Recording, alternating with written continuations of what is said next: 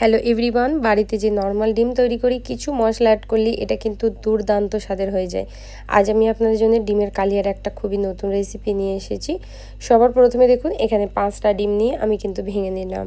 এবার এর মধ্যে কিছু জিনিস অ্যাড করতে হবে। সবার প্রথমে আমি দিচ্ছি এখানে হচ্ছে নুন 1/2 চামচ মতো, আর এর সাথে কিন্তু আমি এবার এখানে ব্যবহার করব 1 চামচ মতো পেঁয়াজ। দেখুন ছোট ছোট ঝিরিঝিরি করে 1 চামচই পেঁয়াজ দিতে হবে 5টা ডিমে, কিন্তু এর থেকে বেশি দিলে চলবে না, এই ডিমের রেসিপিটা অতটা ভালো লাগবে না। সামান্য পরিমাণ দিচ্ছি এখানে ধনিয়া পাতা কুচি, আর সাথে হাফ টমেটোর ছোট ছোট করে টুকরো করেছি। টমেটোর সাইজটা কিন্তু ছোট সাইজেরই ছিল।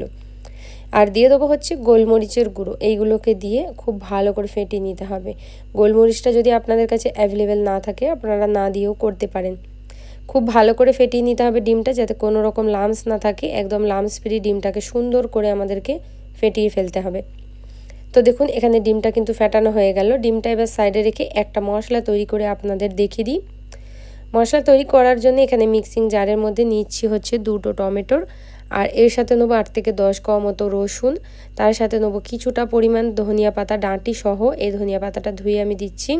এবার এইগুলোকে আমাদের খুব ভালো করে ব্লেন্ড করতে হবে। কোনো রকম জল ব্যবহার করব না, যেহেতু টমেটোর মধ্যে এক্সট্রা জল থাকে। এই ময়েশ্চারটা দিয়ে খুব ভালোভাবে দেখুন এটা পেস্ট হয়ে গেছে। পেস্ট মশলাটা সাইডে রেখে দিচ্ছি। এবার আমি একটা প্যানের মধ্যে সামান্য পরিমাণ তেল নিয়ে নেবো। তেলটা খুব ভালো করে গরম হলে ডিমের ব্যাটারটা আমি অর্ধেক ঢেলে দেবো। অর্ধেক ঢেলে দিয়ে এটা লো মিডিয়াম ফ্লেমে অল্প অল্প যেই দেখবো হয়ে এসছে হালকা হালকা, তখনই কিন্তু এইভাবে উল্টিয়ে উল্টিয়ে একটা রোল করে নেবো। সুন্দর করে একটা রোল করে ফেলতে হবে। দেখুন কত সুন্দরভাবে রোলটা করছি। এবার পুরোপুরি আমি ভালো করে ঠেলে দিলাম। এটাকে ঠেলে নিয়ে মাঝখানে করে খুব ভালো করে ভেজে নিতে হবে, এদিক ওদিক উল্টিয়ে পাল্টে। ডিমটা যখন দেখবেন সুন্দরভাবে জমাট বেঁধে শক্ত হয়ে গেছে, তখন ডিমটাকে আমাদের আলাদা পাত্রের মধ্যে তুলে নিতে হবে।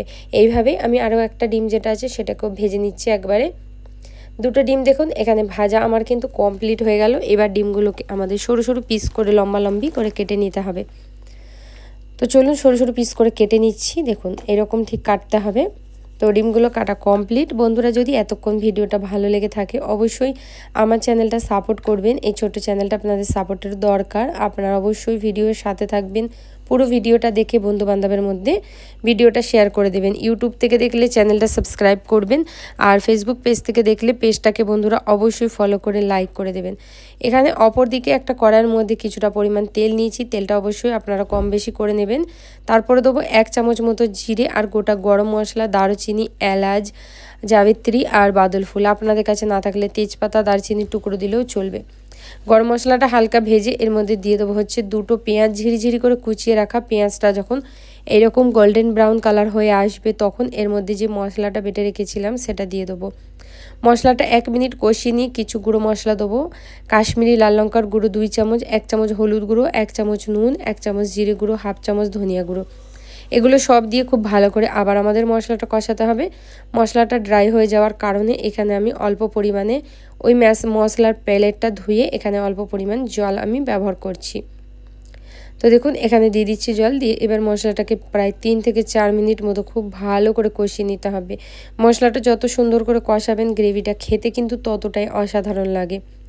এখানে দেখুন মশলাটা এইভাবে কষাবো। কষানো প্রায় হয়ে গেছে। এখানে 3 থেকে 4 মিনিট হয়ে গেছে আমাদের মশলাটা কষাতে কষাতে। এবার এর মধ্যে আমি ব্যবহার করব হচ্ছে দই। দইটা অবশ্যই এই ডিমের গ্রেভিতে দেবেন, দেখবেন খুবই ভালো লাগে। এটা টক দই ব্যবহার করছি আমি। এখানে 100 গ্রাম মতো টক দই নিয়ে ভালো করে ফেটিয়ে সুন্দর করে দিয়ে অনবরত নাড়াচাড়া করব, না হলে কিন্তু দইটা ফেটে যাওয়ারও ভয় থাকে। দইয়ের বাটির মধ্যে সামান্য জল দিয়ে এবার এটাকে খুব ভালো করে মিশিয়ে নিয়ে ঢাকা চাপা দিয়ে রেখে দেবো প্রায় 4 মিনিট মতো। 4 মিনিটে দুবার নেড়ে চেড়ে দিয়েছিলাম। দেখুন কত সুন্দরভাবে কষানো হয়ে গেছে মশলাটা। ওপর দিক থেকে তেলও কিন্তু ভালোভাবে বেরিয়ে এসেছে। এবার এখানে কিছুটা পরিমাণ জল দিয়ে গ্রেভিটা আমি করে নেবো। গ্রেভিটা কিন্তু খুব বেশি গাঢ় হয় না এই রেসিপিতে, হালকা একটু পাতলা টাইপের হয়, খেতে অসাধারণ লাগে। এখানে 2 গ্লাস জল দিয়ে এটাকে ঢেকে রেখে দেবো 1 মিনিট মতো হাই ফ্লেমে, যতক্ষণ না গ্রেভিটা ফুটে আসছে না। যখন গ্রেভিটা ফুটে আসবে তখন এর মধ্যে আমাদেরকে ব্যবহার করতে হবে যে ডিমগুলো আগে থেকে ভেজে কেটে পিস করে রেখে দিয়েছি সেই ডিমগুলো।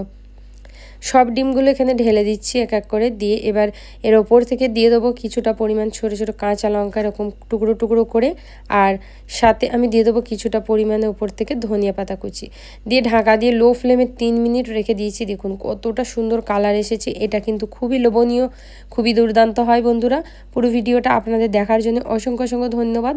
কোন জায়গা থেকে দেখছেন আপনারা অবশ্যই জানাবেন। এইভাবে আমার চ্যানেলের পাশে থাকবেন, ভালো থাকবেন আর সুস্থ থাকবেন।